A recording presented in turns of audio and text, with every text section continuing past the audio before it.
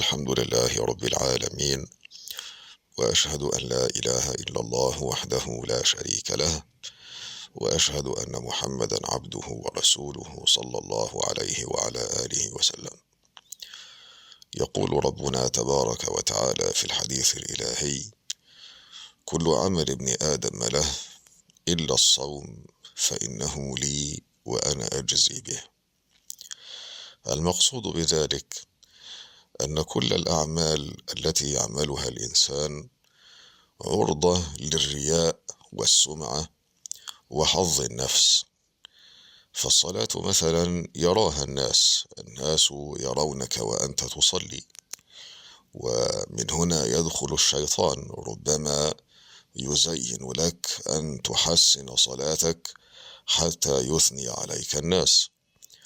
وأما الصوم فإنه عمل باطن لا يطلع عليه الناس ابتداء، فالذي يصوم لا يعرف الناس أنه يصوم إلا أن يتكلم ويعلن بذلك، وبالتالي فهذا فيه مدعاة للإخلاص، لأن هذا الأمر الذي لا يطلع عليه الناس يكون نصيب الإخلاص فيه أكثر وأكبر.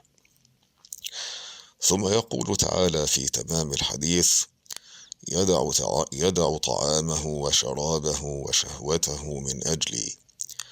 فهذا يدل على أن الصوم فيه مجال عظيم للإخلاص، فالذي يترك شهوته المباحة لا يفعل ذلك غالبا لأجل الناس.